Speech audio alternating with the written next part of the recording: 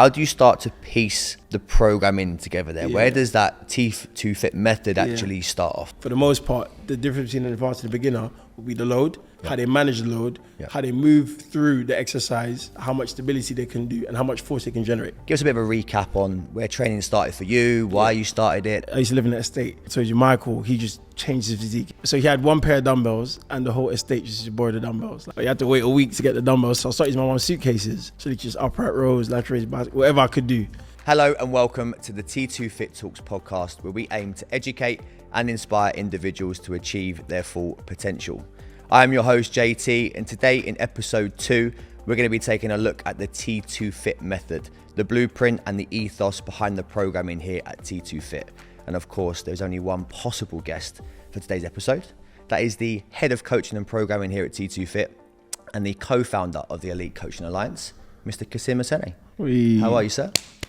Now we're clapping. Now we're clapping. You good? Yeah, no, I'm very good. Thank you. Thank you for having me on first and foremost. I appreciate it. It's an absolute pleasure. How's your morning been? Good? Yeah, good. Hectic. Yeah. I was telling Luke, very hectic with the kids and work, but good. Thankful every morning. Good. Blessed to be here. Very nice. Yeah. Now we're going to take a look into the T2FIT method. Yeah. We'll delve into what that actually is, Yep. how you've crafted it, and kind of adapted and evolved that over a little bit of time. Yeah. But let's take a little bit of a trip back into your kind of training history. So give us a bit of a recap on where training started for you, why you started it, that kind of stuff. Yeah, and I think we had this conversation a while back, and I think for me, when I'm trying to think about my first experience with training, and even now I'm just recollecting it. So obviously I did sports science, so they used to take us to gyms and stuff like that. So there, but you just go and just piss about, like you don't know what the flip you're doing. But in college, there was one summer where I used to live in an estate, and this guy, I told you, Michael, he just changed his physique. He just got massive out of nowhere. So he had one pair of dumbbells and the whole estate just borrowed the dumbbells. Like everyone just knocked, Michael can't borrow dumbbells. No, thing has it. But you had to wait a week to get the dumbbells. So obviously I borrowed his dumbbells, but I couldn't wait a week. So I started using my mom's suitcases. So they just upright rows, lateral raise, whatever I could do. And I think, just see my physique change, just start to improve my confidence. And I think that's where I wouldn't say I fell in love with training, but that's where I thought, okay, this is something, that I like to do. But that was my first proper experience with training. That summer, I can't remember what summer it was, college. I want to say 2003, something like that. So that was my first ever experience with training. What weight were these dumbbells? Oh man, I think it was the Argos one, so it must have been like 255, not more than probably 12 kilos. And he had one pair, so he was only 21 with one hand. And then it was. So was there some kind of waiting list around the estate? Literally, it was very like you knock Michael cover dumbbells. Nah, I think has it. You had to wait till it returned, and it was crazy. It was mad. Because back then there was no health and fitness and training wasn't as accessible as it is now. Mm-hmm. And now there's parks, there's with gym equipment ever. But back then, unless not everyone joined the gym, there wasn't no pure gym where it was cheap access. So the gym wasn't really a big thing like there was now. It's a lot more popular. So back then it was literally just press ups, 21 with dumbbells, or whatever it was, leg day. Who even knew how to train legs back then? So it was different, but now it was fun. It was fun. That was good. It was good fun, really good fun. What got you using suitcases? Was that just something that was there that you thought I can lift these, I can pick them up? Honestly, bro, that's what it was. It was I didn't have the dumbbells 1 week. I literally just thought, okay, what can I lift?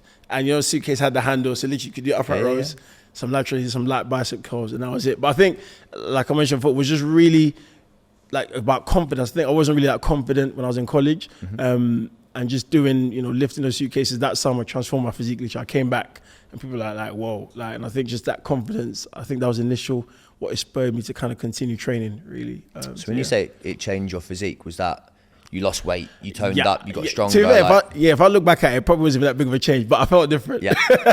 I came back with a different, do you know what I mean? Yeah. It's crazy. Even talk about it now, I'll probably, how much weight could I have lost? I was in college, probably weighed nothing anyway. Yeah. But just coming back, I just felt a lot more confident. Does that make sense? Yeah. I just felt really more, and I don't know why. I just felt like my body changed. I felt like He-Man. So I probably wasn't. But. And was there progression in that still? Were you adding 3 pairs of socks? Bro, you know what? I didn't even know how many reps I was even doing. It was probably just do it till you're tired. Literally was, Training back then wasn't even logging, rep it. There was no method to it. Just literally lift. I can't even tell you how many sets or whatever. It was just literally a case of just hammer your body till you feel it burn, and then that was it. But like I said, it was at the time it was new. It was something that I was consistent with. It was the first time I was consistent with any kind of training, I guess. So yeah, it was fun. It was good fun. Did you ever train together? Like everyone get together like a group session? Nah. It was no small group training early. Nah, literally was just, I was literally just dumbbell, your house, yeah, you take it. Knock, you got my dumbbells. But nah, it was good. Like I said, back then it was good fun because there was no expectation of training. It was just literally just lift something. So it was good feeling I got from that. And at what stage did you actually then get into a gym where you had, proper equipment? Yeah, I think so. Okay, so I finished college. I probably didn't train again properly till uni. Even in uni, we had a gym on site. I rarely used it. You know how uni life is. It wasn't even like I was drinking or anything. I just never used the gym. I remember I did a session with my friend one time. And he was properly on like training. He was one of those guys. He like probably read articles about bodybuilding back then. So I did a session with him and literally I felt sick. Like I remember I was doing renegade rows, was doing squats. I don't know what the flip kind of session he planned, but yeah, that was probably like just finished me. But since I probably trained like 3-4 times in uni. But what did the sessions actually look like there? Was it circuit based, CrossFit based? CrossFit. Was it bodybuilding? Yeah. Was there actual kind of a theme to it? Or was it just go in, lift, get out of there? It was just chest. chest and arms. Yeah. Literally, that's it. Chest and arms. Like literally come in, do some chest, do some arms and leave. That was it. Like I said, legs, what's that?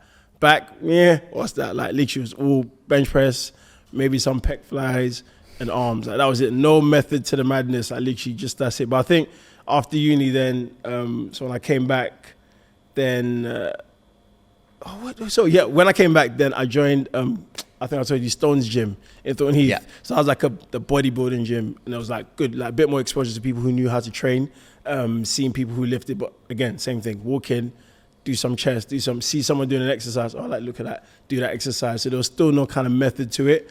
And then I went to America, I did my master's. They had a proper gym there, like, cause obviously the American students of football and stuff like that. So I trained a bit more consistently then, but still nothing too crazy. Came out from America and then I joined LA Fitness. And then that's when I think I started to become a bit more consistent, having a bit more, look at the men's health magazines, having a bit more guidance with what like programming was and stuff like that. And that's when I would say training still no legs, but if it was a bit more shoulders, a bit more consistent with having a plan going into the gym. I know you've worked with various coaches over the years. At what point did you go, okay, well, I actually need a bit more guidance here. I'm going to invest in someone to help me with this. Yeah. And I think I've always wanted to know how to train properly, train better. If that makes sense. If I go into the gym, I see other people doing things and I've always wanted to know. But back then, like I said, even personal trainers weren't a commonplace. Like in Stones, I don't think I ever saw a personal trainer. Like I never saw a personal trainer. So LA Fitness probably the first time I saw trainers. So like obviously Francis, who we both mutually know, I saw him and he just looked like, he looked like a PT, like massive, well-built tank. It's just a case of like, I saw what he was putting his clients and I thought, okay, like I would want to, you just look at it and think, oh, you're interested. Like, okay, what are they doing like that, I'm not doing. So I think that was the first time that I thought actually, okay, let me reach out. And I remember just asking like, sessions, I think, we did the first session, like I'll never forget that warm up. If he ever sees this, that warm up is scarred me. He will see this. Oh, it scarred me, that warm up. Literally, I think we did like wall balls. And when he says, oh, yeah, that's the warm up done. And in my head, I'm like, what? Scarred me. Yeah. But I think that was the first time I thought, okay, you know what? I want to get more out of my training. I think that's when I reached out to my first ever coach. So how much of it was, I actually want to be in better condition versus I actually just want to, almost like a pursuit of knowledge? Yeah. Was it like a 50-50 at that point, or? You know what, at that stage, bro, I don't even think my physique was, I wasn't really bothered about my physique. That came later down the line. I just went to the gym because, it felt good. There was never a point where anyone made a comment about my weight or whatever, and it wasn't, like I said, it wasn't really a big thing back then. So I think it was just something to do, like I said, just to keep me busy as opposed to staying at home. It was just something to get me out of the house. And it was fun. Like I said, it was just like a routine, part of my routine. But I don't think there was ever like, I'm trying to get big biceps. It was literally just, I wanted to just, like I said, just know more, learn more. And initially that's all it was about. And then later the physique goals came later down the line. So when did that actually start to kick in? And again, was that with a coach initially, or was that something that you decided to kind of pursue yourself to start with? Yeah, I think because then I got okay. So the first physique one, which that's a great question, is my first physique coach was Rob Coles from W10, where obviously Amy used to work at. So I think I'll tell you the story where I found W10. I still don't know how. I think it was on Twitter, and they advertised it doing the W10 games, and I said, okay. I messaged them. They're like, yeah, come down. That's how it was. It was literally just like, they're like, yeah, who wants to come? I was like, me. And I went down. It was like our summer games, but it was like smaller scale, maybe like 20 people, 25, like 3 teams. Literally, it was crazy. But it was good. It was fun. Like my first proper experience of having some kind of group training. I remember I was on a rower dying. But yeah, so obviously one of the coaches at Rob Coles.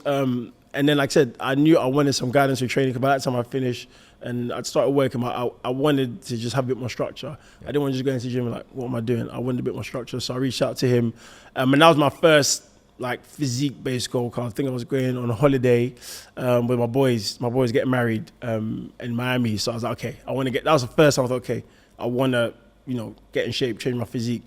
So that was the first time I think I ever reached out to a coach with, okay, I want to do something with my physique in mind. But yeah, it was good. And what was the goal at that point? Yeah, I don't even know, man. I think it was just get a 6-pack.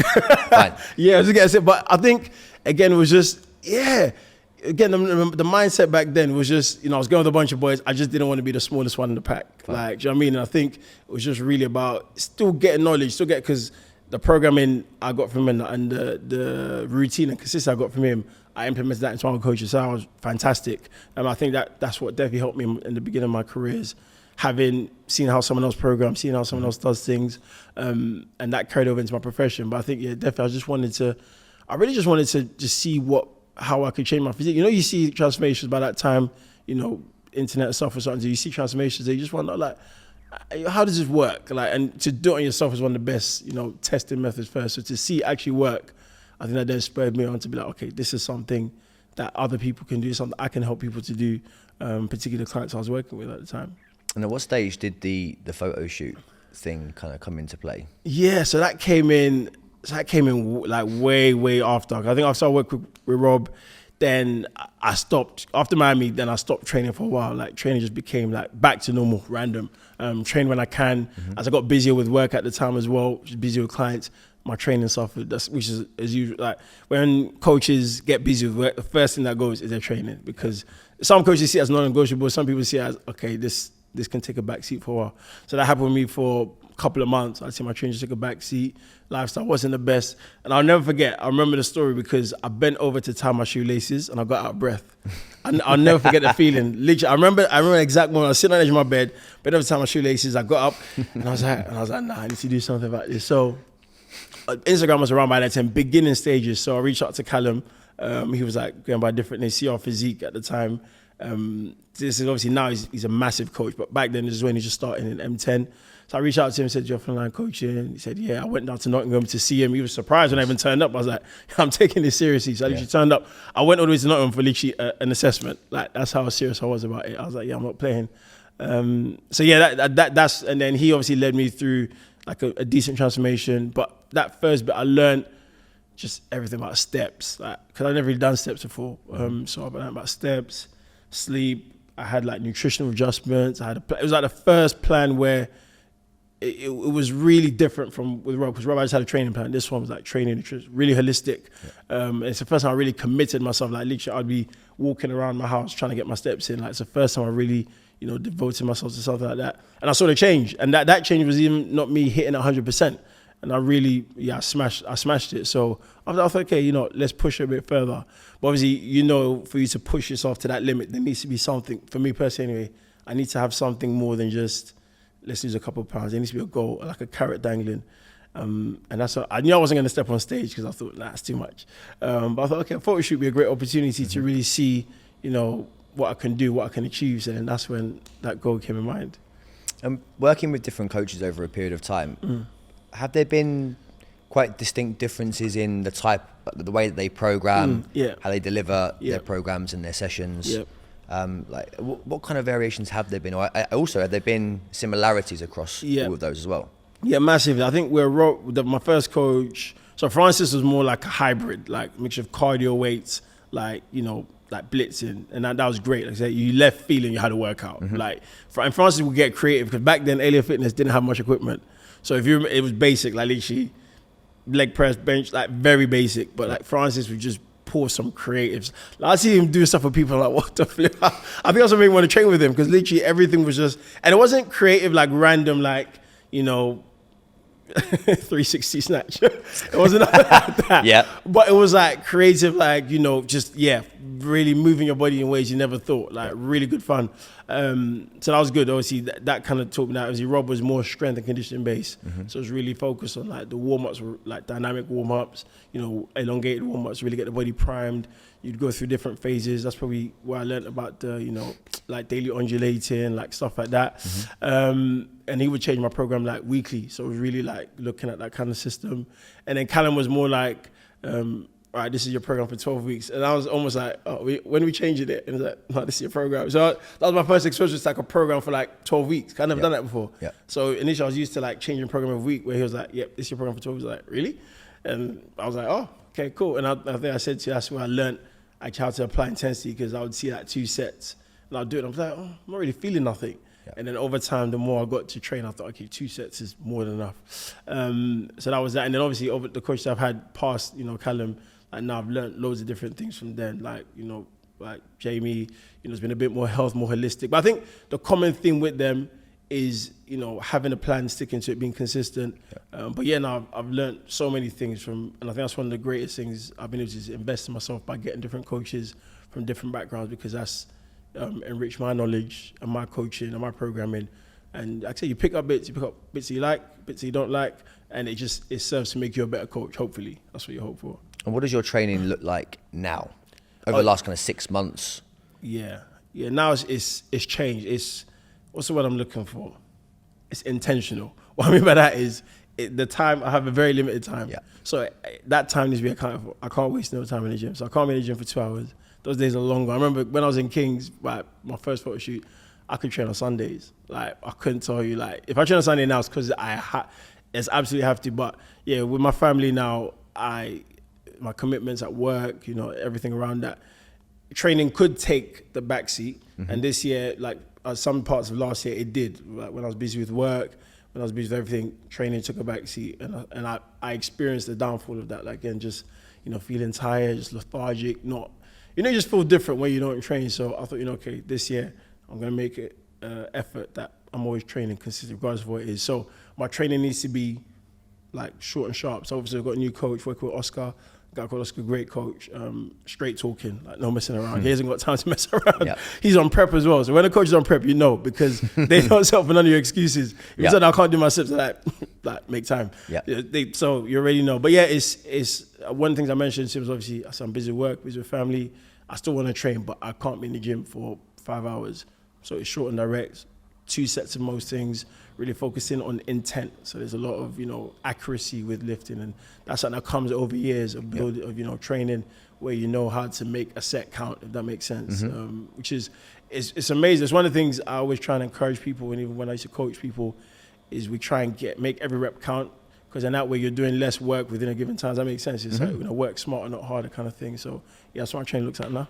So how long does a typical session actually last for you now? Yeah, literally an hour max. Yeah. If it pushes over an hour, it's either because I see someone in the gym I'm talking to, or like shut to door, or if someone's at an equipment. But literally an hour max. Yeah, an hour max. I'll just go in, headphones on, and knock it out. But it's, again, like I said, it's, for me that works now. Even just mentally, I couldn't imagine myself being in there for 2 hours. I'd switch off. So it works for me to just have that, the target, just go point and get it done. Yeah. So it really, over time, and it's interesting. I'm more intrigued to know how that transfers over time and see how that goes. But right now, like, that works perfectly, because it saves me time. It means I can still get that box ticked.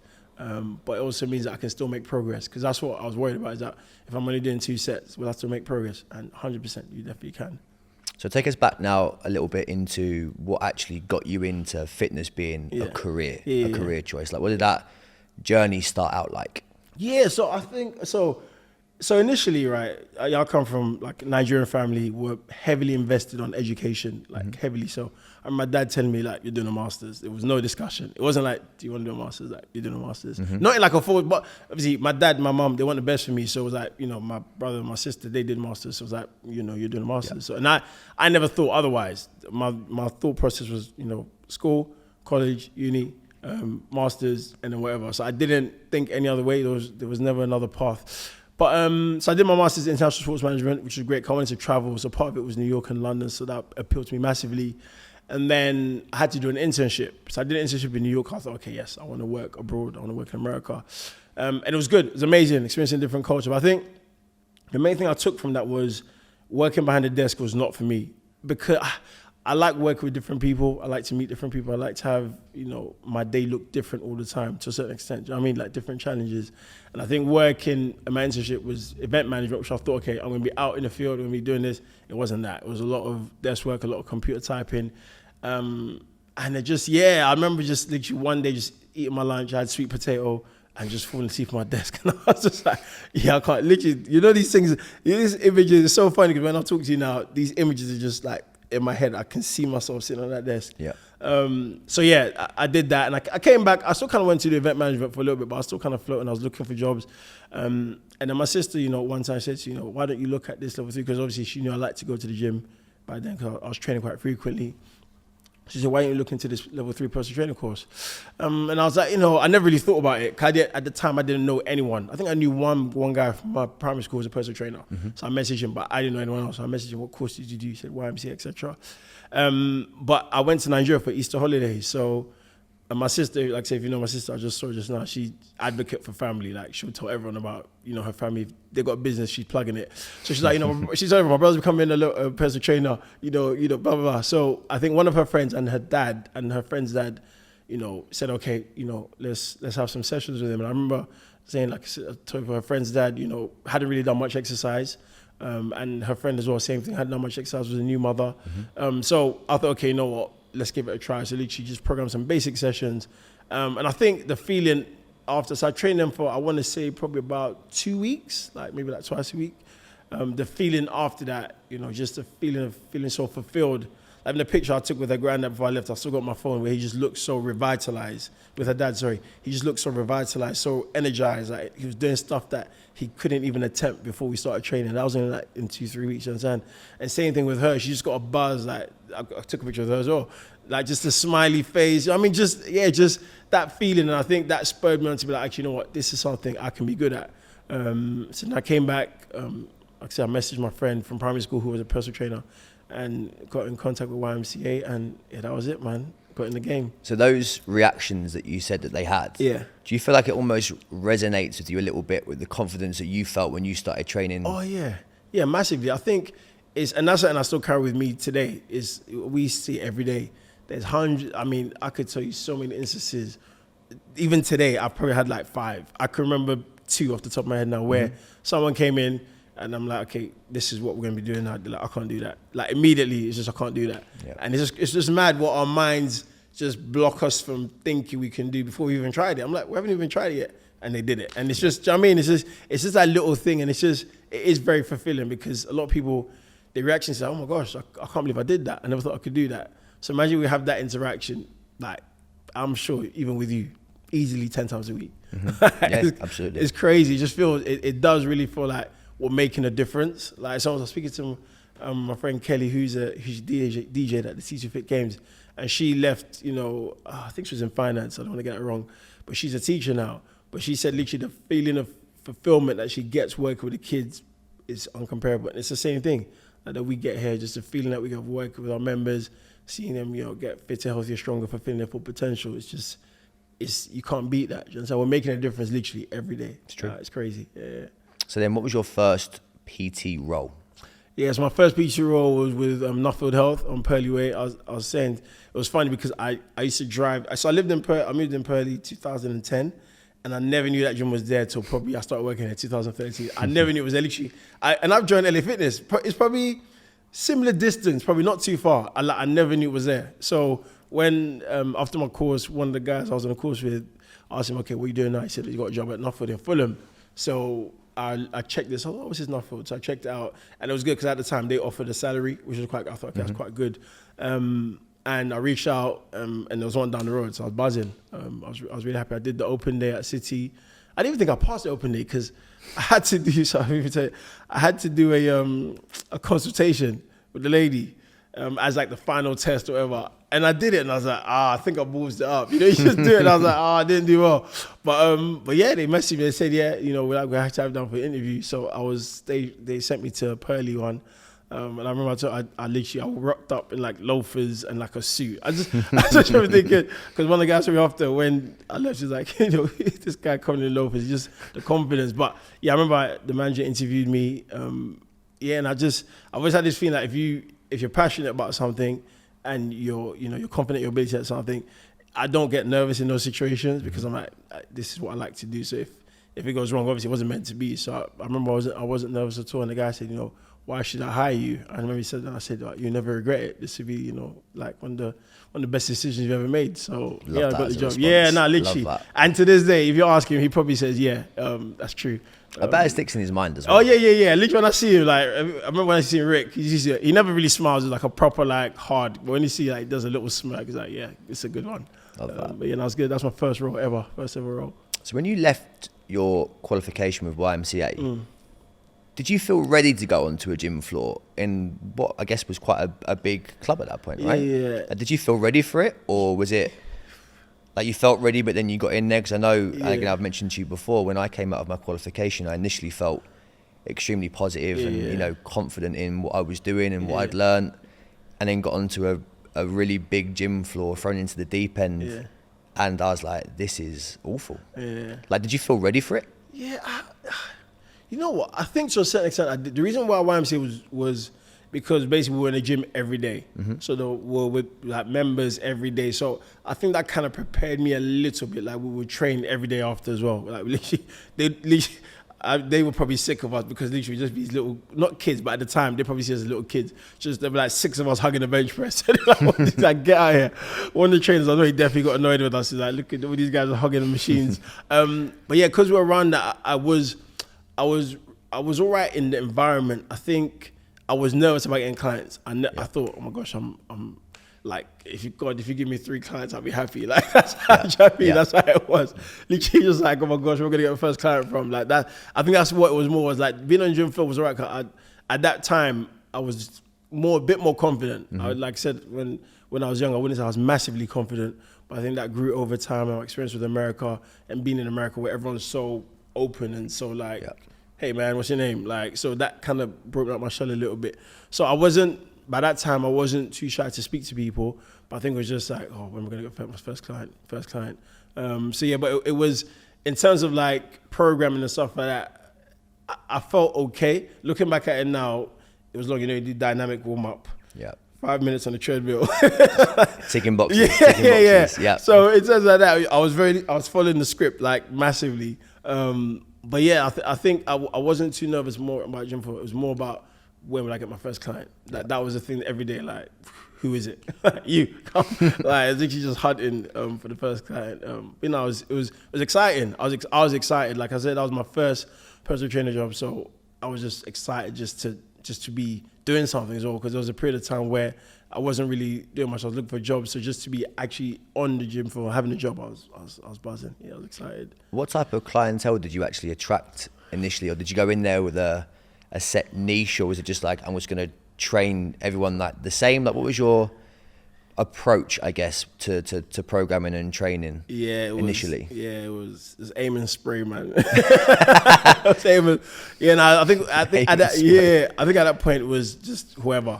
Like, I had no specific. Even if I think about it now, there's some people like I approached that I wouldn't even have no business training, but at the time was literally just, I could help anyone. Can I help you? You want to help? I'll help you. So literally at the time I had no, and then over time that developed. Like, over time I started to think, okay, I'm not a Viper trainer. I've been there.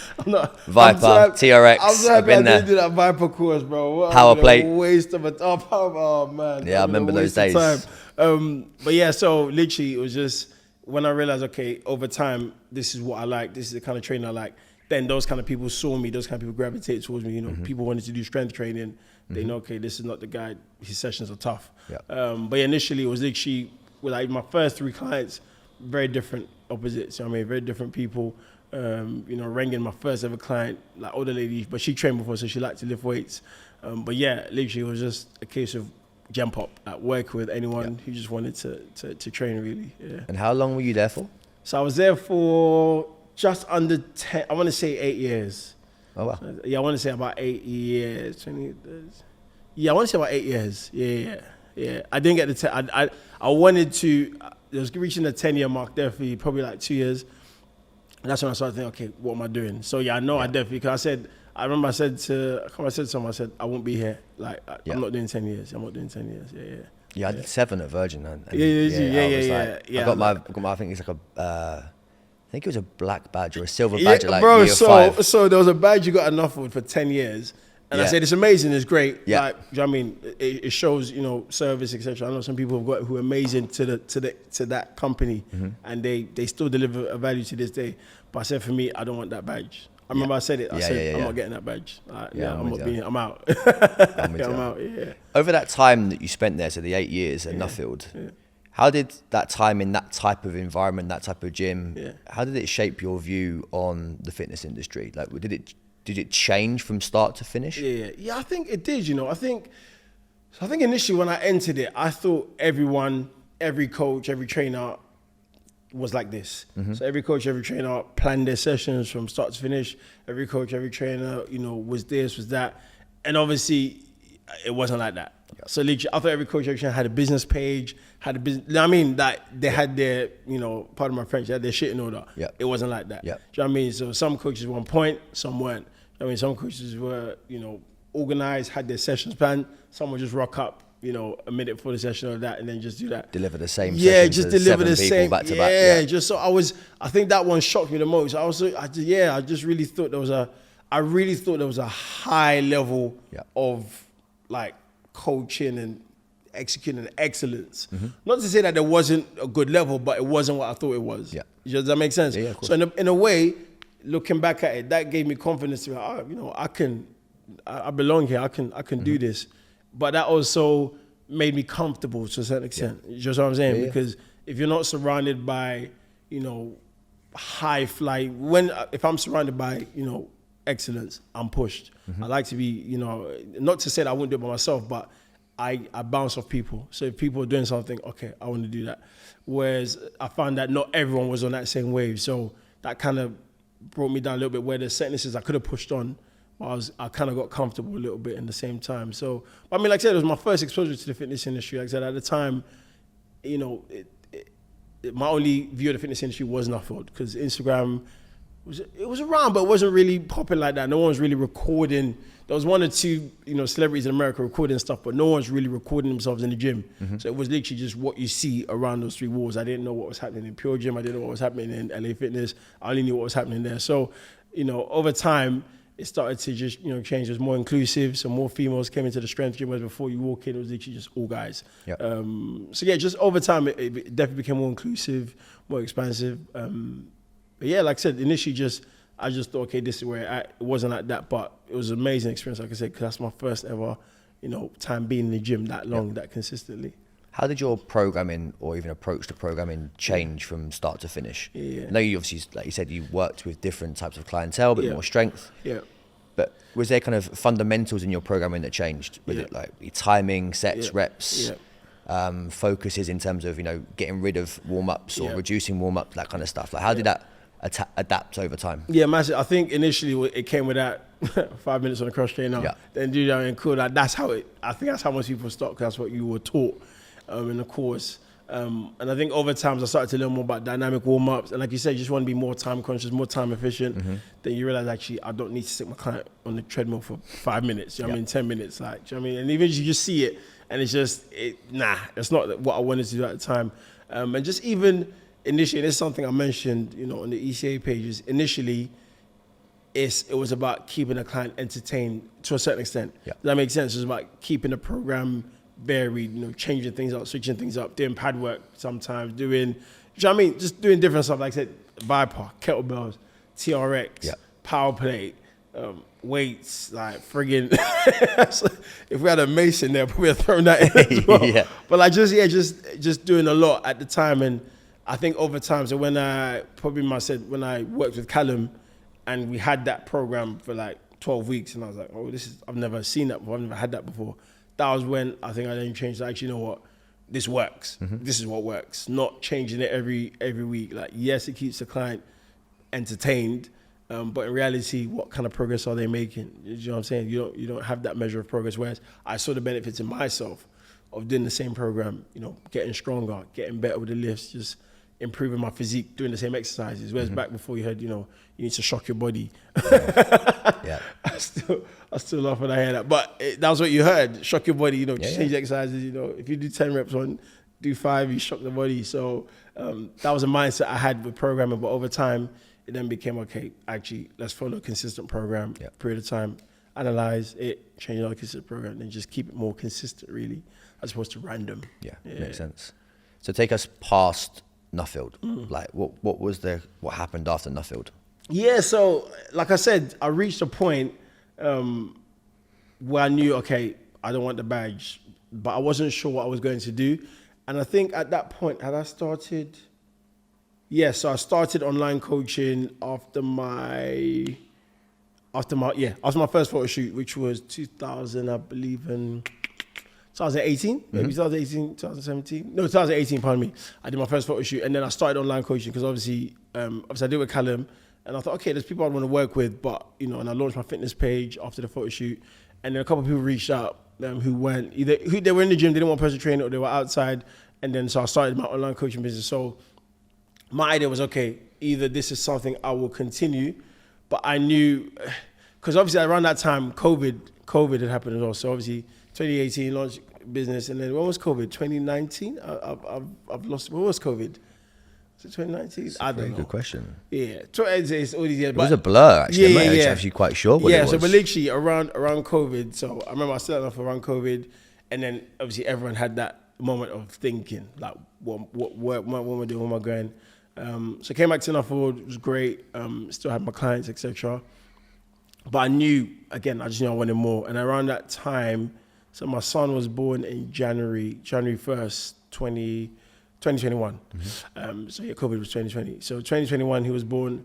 And then I think when he was born, it just spurred a whole lot of different things inside me. So, you know, okay, I want to take more risks because I don't want in 10 years, I'm still at Nuffield. My son, I can't guide my son to take risks and take chances if I haven't taken any chances. Does that make sense? Yeah. But he's like, but you've been, you know, sitting comfortably. I could have sat comfortably at Nuffield. I could have had the steady stream of clients. I could have stayed there to whatever. That badge. Yeah, I could have been in that badge again. No offense to anyone who has a badge, I promise, but that wasn't for me. Yeah. Like I've always, like I said, my family have always been go-getters. My dad has always been a go-getter. I'll tell you something quickly. I asked my dad one time, we were at lunch. I said, Dad, like, what do you do? My friends asked me, like, you know, what does your dad do? Because you're always traveling. So what do you do? And he said, tell your friends I'm a hustler. Like that is my dad. Like he works. He's a provider. So I've always had that in me. So for me, I knew there was something more. So, okay, and I remember, I think it was random because Luke obviously messaged me to do a talk. This is around COVID times. He was in like a webinar or something. So he wanted me to come and talk about like strength training or something like that. Very random. So we did the talk, whatever, because we always been in contact because obviously I met Luke at Nuffield. Yeah. I actually introduced him to his partner. Yeah. Shout out to Kelly.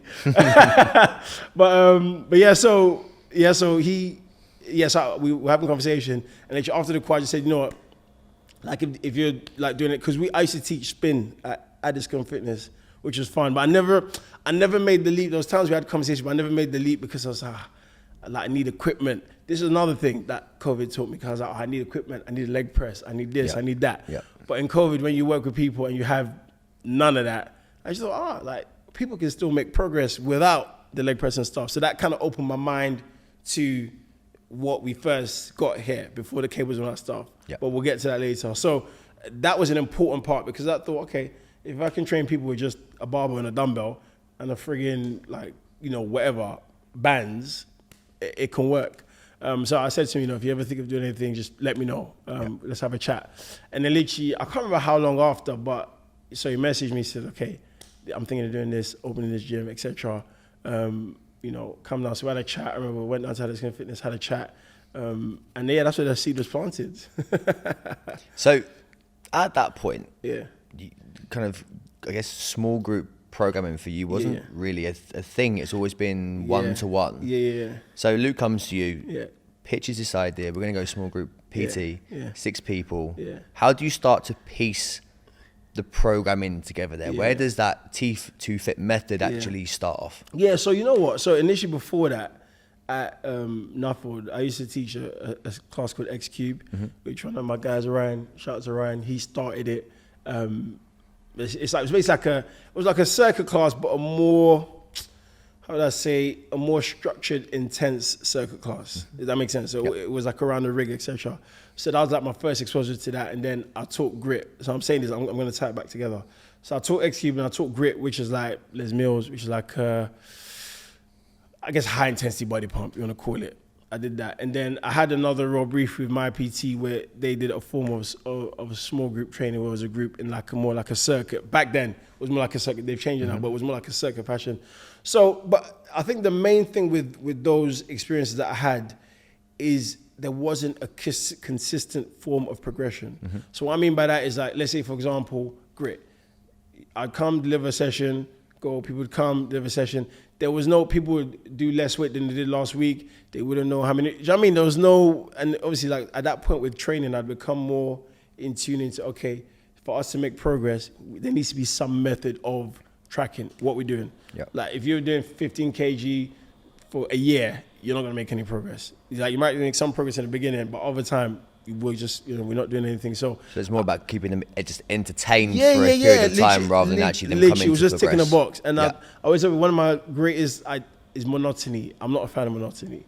Like, I don't like the fact of things just staying the same. For like, do you know what I mean? It's like, okay, what's next? What are we doing? It's not to say I'm itchy or I'm like, but I just like to know that we're working towards something. Yeah. So because I had those experiences, when I came initially with this, I said, okay, this is the progressive thing was the first thing in my mind, because over time I started to implement some form of progression into X Cube. So it was like, okay, I would send out, you know, like questionnaires, you know, what do you want to work on this year? Would do the same exercises. So remember before where it said random, with X Cube, where the aim was, okay, just do random exercises to F them up. Like over time it became, okay, let's do the same exercises. So number one, I'm having to spend 20 minutes demoing every exercise. And number two, you can deliver a bit of more output. So it became more consistent in terms of like, and then I think when you start to see that people actually don't mind doing the same exercises more than once, because initially you had this fear that, oh, I need to change all the time or else they're going to get bored. Like in reality, if you're getting better at something, why would you get bored? So you didn't actually get any, you didn't really meet any resistance to that? No, not at all. Yeah. And that's what I'm saying. It was shock because initially you think, oh, if I do the same thing, they're going to be like, again, obviously there needs to be some progression. I think if the client is making progress, doing the same thing or doing, obviously we have to change sometime, but if they're doing the same thing for, let's say 8 weeks and they're making progress, they're not going to get bored. Like who gets bored of making progress? Like no one. So I think that was my first initial tune. Okay, whatever we're going to do, let's make it progressive. So you've mentioned the word class a few times, and anyone who knows you well, who's been around this place, knows that is definitely not a word that you now use. Where did that mindset change from, you know, providing a class for people to what we have here now, which is a session? Where did that kind of come from? Yeah, shout out to the people who say class, and I've corrected them. I apologize. I don't mean to be rude. I'm one of them. Yeah, I don't mean to be rude at all. I just slip it in sometimes. I just say session. But yeah, no, I think what it was two things. Number one, again, there's nothing wrong with class. Shout out to all the people teaching yoga classes, Pilates classes, etc. But I think even with the term, you know, coach, when we came here, I said, okay, you know, we want to have this session feel, you know, purposeful. So when I think of class, I think if you just come in, you do a class, you go home, that's it. Like come in, do a class, go home. It's a class is, you know, it could be random, it could be, you know, sporadic, it could be, you know, whatever. Whereas when I think of a session, I think session is more structured, it's progressive, you know, it's coach-led. Same thing when I think of a coach, it's someone with authority, someone who, you know, who leads with, you know, integrity, passion, empathy, you know, understanding, knowledge, skill. Like these are all the things I think about a coach. So if you're coming here to a coach-led session, it sounds very different. So if you're coming here to a PT-led class. Yeah. So and I think it was just part of the culture. I was wanting it from the beginning. I was like, okay, we're going to be delivering sessions. And obviously me coming from where I was coming from, I didn't want to come in and start doing classes. Oh, you're doing classes now? Like, I was like, no, we're doing small group training sessions. So that's why even when our members, and I hope you're watching this, so again, this is why we call it sessions, because again, a lot of work, I mean, you know how much work goes into, you know, what we deliver here and how much effort we put into it. So again, not to say there's anything wrong with the word class, it's just not what we use. It's not part of our culture. Like, you know, sessions is, and that's why we use sessions. So what was the initial vision when you sat down, pen to paper, first program? Yeah. What was the initial vision? Yeah, I think, you know what it was? At the time, right, and I'll be honest, I don't think we knew, because obviously where Luke was coming from, his background and the kind of classes, I call them classes, he used to teach at Addiscombe, where I was coming from and what the vision I had. So I think, so Luke couldn't see my vision and I couldn't really see what the full vision to explain it to him. Yeah. Does that make sense? Yeah. So we sat, because, you know, shout out to Luke as well, that he gave me full control. It wasn't like, you know, okay, I think we should do this. He literally just said, okay, you know, you run it, and you know, and that takes a lot. It's a big risk, because obviously this is a big risk for him. So if he's trusting me to do the program and I F it up, then, do you know what I mean, it messes up business. So, you know, shout out to him for that. But yeah, it was literally a case of, in my head, I wanted, like I said, I wanted something progressive. And I said to him from jump, I said, you know, members will have their own logbooks, because I was logbooking then. I never logbooked before, and I saw the benefit of it. Yeah. And I also saw people who didn't logbook, how random their workouts were. Like, you come in, you don't know what you did last week. Not to say you always need to know, but we see how our members benefit from it. It just gives them guidance in their training. So one of the things I knew, okay, is we progressive. Members have their own logbook, they track their own training. We have a structure, because we can't be doing, you know, random exercises we'll run out. We can't sustain that for a long period of time. If we're changing sessions every week, how long can you sustain that for? Like, it's not going to be sustainable at all. So I knew for us to be sustainable, we needed to have some structure in terms of how our programs were. Same thing with the large groups, seems to be structured. But again, like I said, at the time, we didn't know what it looked like. Because I never coached 6 people in a small group. I coached a class, but how in my head I saw it, like with this vision of, you know, structure, organized, like, so that's the only thing I could say. And essentially, we wanted it to be organized, we wanted it to be structured, we wanted it to look good. So if someone walks in, they don't think, okay, what the hell are these lot doing? Like, everyone's jumping over boxes and doing whatever. Like, it needs to look structured and organized. So that was the initial thing. But in terms of how long the sessions, I mean, we knew the time of the sessions as well. But in terms of like what would be compromised in those sessions, how it would progress over time, it wasn't outlined yet. We just kind of drew. I remember the first day we drew like something on the board. It's nothing what it's like now, but it's almost like a circuit fashion. And even like the first session, the first large group session I ran, obviously Hannah was part of the thing. I don't know if she finished it, but shout out to Hannah. Yeah, it was. I did it and I didn't like it. It was a circuit class, and I said, nah, that's not what the vision I had. So back to the drawing board. But yeah, and then it was over time, more research, more exploring, that started to kind of hone in on actually, okay, this is what we want it to look like. So when you sit down and program now, I know at the start of the year, you look at it as a much bigger picture, 12-week kind of view. Yeah. Could you do that back then? Or was it very much look like, we're going to set this first program, we're going to see how things roll, and then we go again? Or did you actually set out like, this is our first year? Yeah. So it was, it was probably set out, I would say, we probably set out like an initial, so in my head, I had an initial plan for like 3 phases. So probably like, but in my head, I wanted to run it for 8 to 12 weeks.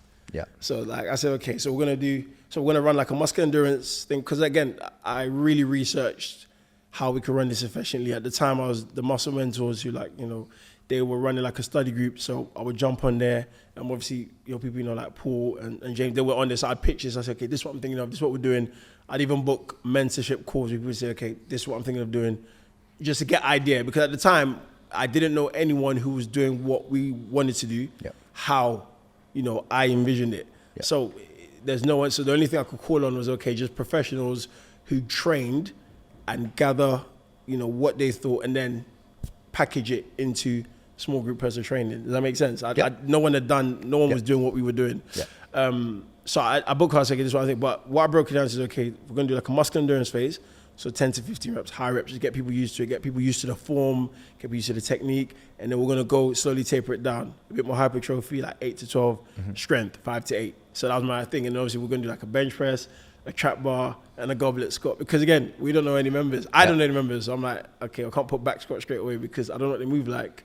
And then even, sorry, to taper back, even like how members move, that's another thing, you know, when we met with Luke, I said, okay, let's do assessments. Because again, we don't want people just walking through the door straight onto the gym floor. Like, we need to know, okay, what they move like, what their health issues are, what their likes and dislikes are, and that will be an integral part of, you know, onboarding people. So that's another massive thing that helps us, because when people come in, we can actually meet them before, lay the foundation. So when it comes to a session, we have a bit more understanding, not like someone comes in, we don't know what they're moving like, okay, let's do a squat and we see it. Do you know what I mean? So just having that movement assessment would help in the program. But yeah, so initially it was a 3-phase routine, which I wanted, 3-phase structure, but I wanted it to run for longer. But I think obviously at the time when members here weren't used to that, they were used to obviously change the sessions every week. They were used to, you know what I mean, variety. Like, so when they saw the same program week 2, I think everybody was like, oh, when is this changing?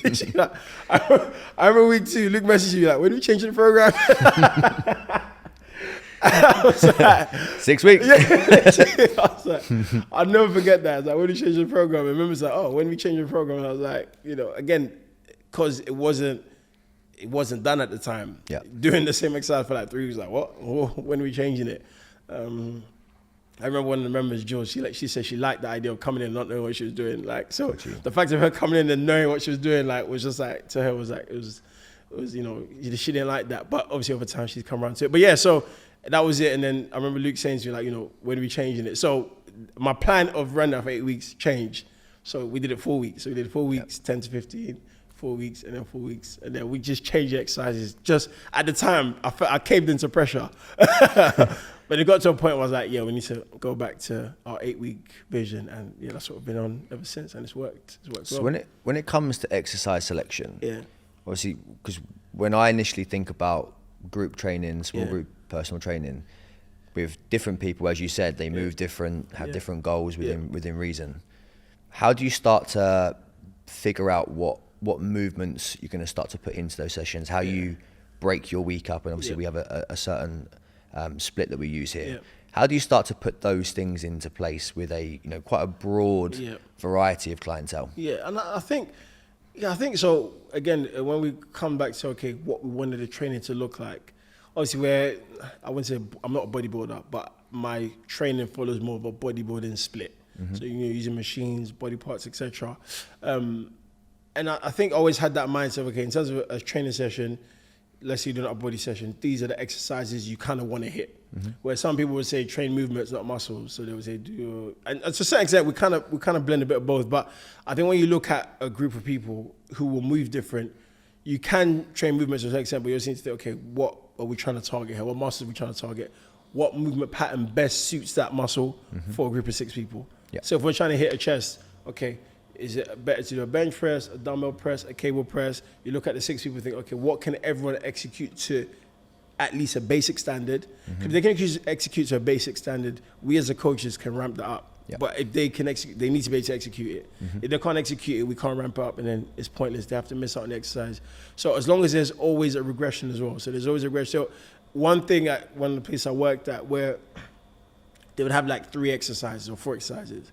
For like, so you'd have like a plyo press up, a TRX press. Do you know what I mean? It was too many regressions, too many progressions, where it then becomes like a circuit class because you're not coaches. So we wanted to minimize that and have an exercise that everyone could do and a regression if someone was unable to do that for some reason. But the progression wouldn't be like a friggin', you know, like a no leg bench press. It would just be, you know, more intensity, more weight. Does that make sense? So we could have a beginner and an advanced person doing exactly the same exercise.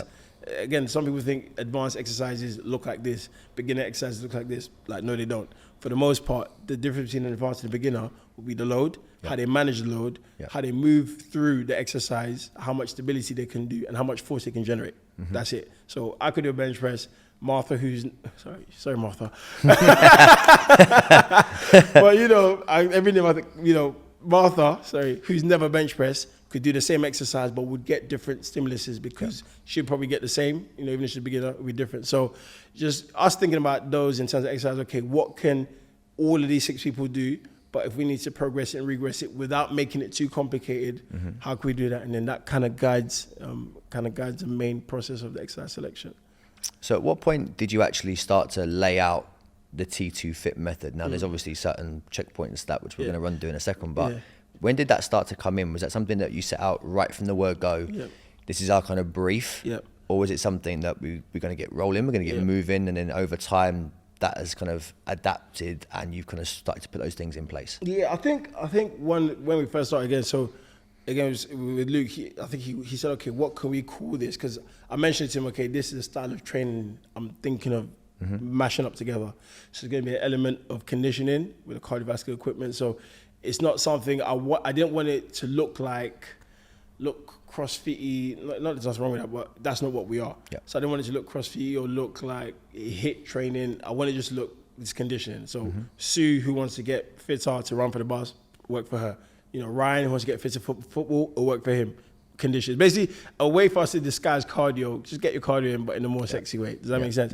So a bit of conditioning, a bit of prehab in terms of people using exercises for more underused muscles. So if you're someone who sits at a desk all day, will work, on loosening those hip flexors, getting your back a bit stronger, posterior chain a bit stronger. And look at elements of bodybuilding. So I mentioned the split. So doing certain exercises where you think, you might not do that in a small group because, it's not time efficient or whatever. Like we do like bicep curls, we do stuff for like delts. Like you wouldn't really see that in a small group training. So we do that. Elements of, like functional exercises. So, the med balls. Again, it's not random exercises. It's exercises that, will benefit you, your core strength, your movement patterns. So that was how I pitched it to him. I was like, okay, these are the fields we're going to pick from to create this program. And then he said, okay, T2FIT method. And that's how the name just kicked in. And we packaged it into, okay, this is why we do what we do, basically. So looking at, and then we broke it down into like the training manifesto. So we just give us a guidance.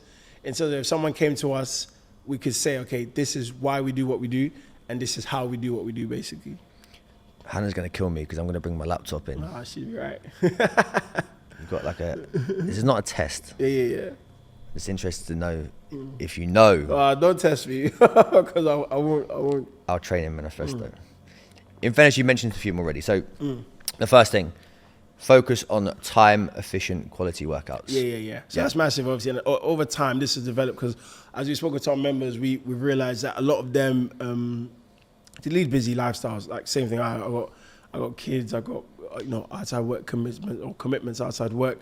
So they want to come in, have an efficient workout within a certain amount of time. Before, our sessions always used to run over massively, just because we just tried to pack in so much volume within the hour, because we wanted people to leave feeling sufficiently. So I was almost treating it like, but still, again, that mindset of, okay, we need to kind of let them leave knowing they've had a session. But sessions used to run over massively. And even though you think it's great, we're going to value, someone might have to get to a work meeting at 1. They need to be out the door by 12:55. So we just focus on making sure that they're within the time, but they're efficient. So we won't just, make it under time and it's like a rubbish workout, because I've done the session myself to make sure that they're not. It's just about giving them quality and value within that lot of time so that they're not wasting time in the gym. Would you say, you kind of mentioned it there, would you say that one of the ways that things have progressed, even to the time kind of T2's been open, but also right from the start of your training and programming, would you say that you kind of progressed things, but at the same time just really made them more simple? Oh yeah, 100%, 100%. I think that's something you've brought, is that simplicity. Yeah, no, not simplicity. But like we've discussed it a couple of times.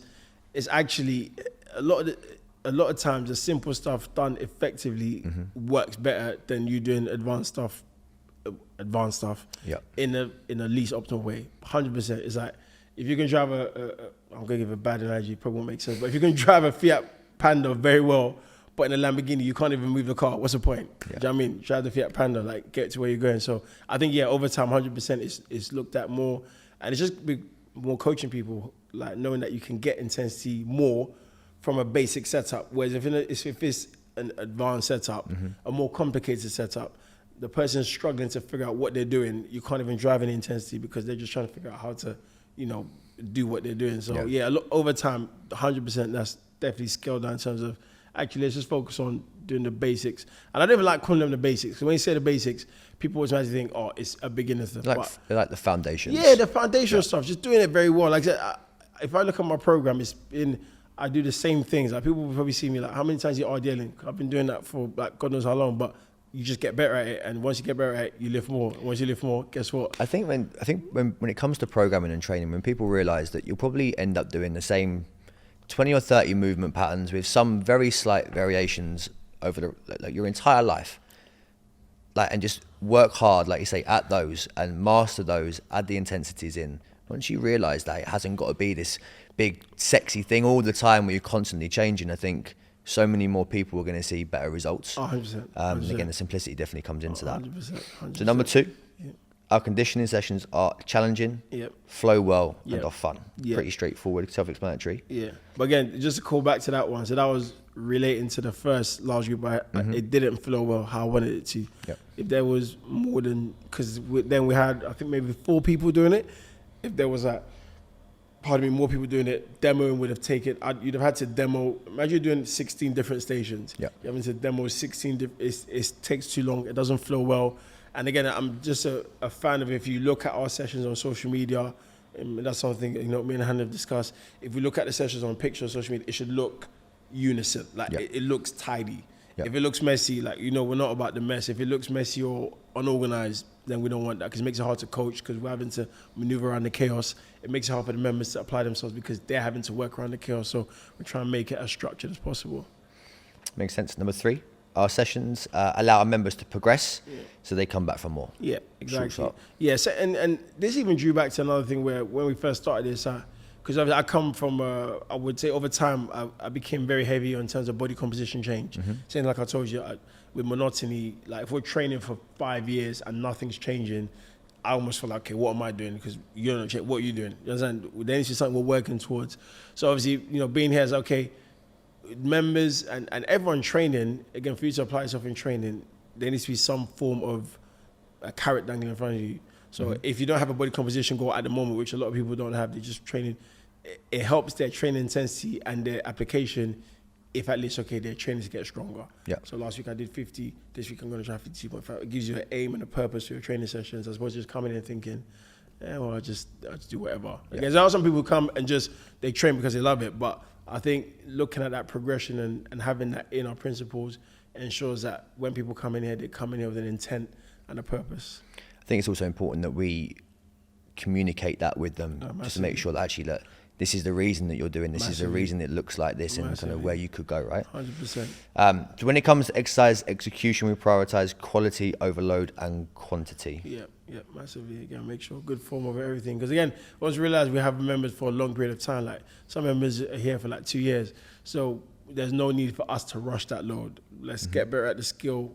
And we've seen that with loads of members, a host of members who have gotten better at the skill, and now they're lifting good weight. But it's just getting that, and you're right, it's getting that buy-in from them and speaking to them, understanding. Like I spoke to a guy yesterday and just saying, like, right now, let's just get you set. Once you're set, we can start flying. Doesn't mean that when they're in that phase, we're not challenging them. 100% we are, but we just understand that actually there's other ways we can challenge them as opposed to just making it heavier and their form, diminishing. So we use a mixture of compound and isolation exercises to ensure we target multiple muscles during our sessions and strengthen more underused muscles. So this is something that when I listen to that, when I read it, it's not just purely training for an aesthetic goal. It's not just purely coming in to sweat for an hour. It's about a more well-rounded approach, as you kind of mentioned earlier. It's postural. It is feeling fitter, healthier, stronger. There's much more to it, right? That's it, bang on the head. Yeah, exactly. It's muscles that members might not work, in the gym by themselves, or they might not have worked before, but they might not think. A lot of people say, I never worked that because I didn't think I needed to. When in actual fact, when we understand how everything, the whole body works, we do want strength in different positions, in different areas. So we just ensure that they have, access to that. And lastly, our session, do you know what it is? I know that I know it's relating to, I can probably use one word, box jumps. So you got Our sessions offer different progressions and regressions so that we are able to tailor each exercise to individuals of all abilities. Oh, no, that's not that one. Yeah, there's a bunch of them. But yeah, again, it's just us allowing, again, a different range of people, 1 to 6. I think people always come and say, okay, I spoke to one of my online guys. Is like, you know, he was mentioning about his wife coming. I said, oh, you should come down. He's like, no, I don't want to lose weight. And it's that thing where people always say, okay, if I'm training a group of 6 people, but I want to build muscle, but you know, Karen wants to do a different goal. How do we structure that? And it's creating a system, not only with, you know, Mel and stuff like that, with the nutrition, where if someone does want to build strength, focus on strength, they can do that. Someone wants to build muscle, focus on build muscle, they can do that with the same program. And again, it comes down to those programming principles of understanding. People think, okay, high reps burns body fat, low reps, Jamie does this. And when we look at a deeper thing and realize it's not that, and actually, as long as you're training hard and your nutrition's on point, you can achieve whatever physique goal you want. Yep. And that's how we're able to manage different people within the sessions. So what does the T2FIT method look like moving forward for the next 6 months? Yeah, I think it's, you know what, it's like even over time, you know, with the coaches we've had here, you know, with Shep, with H, like they brought in their own element of, obviously, initially T2FIT was just me, this is how I think, but other coaches have come in and actually, I've seen them deliver the sessions. I think, actually, no, we could tweak this. We could be more efficient with our time. We could be more efficient with this. And then over time, that's developed. You know, Amy's come in with her where she's been more involved in the conditioning.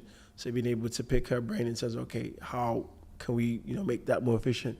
And then, you know, M's come in, brought her energy and her coachability. And I think even with that method, when we deliver the program, is how can the whole team deliver it to a good standard, ensuring that it looks consistent. And obviously you've come in and we've been able to, you know, butt heads and think, okay, how can we make the program more optimal, you know, long term? Or how can we make this program more optimal? Like I remember I did our most recent program, I did a draft.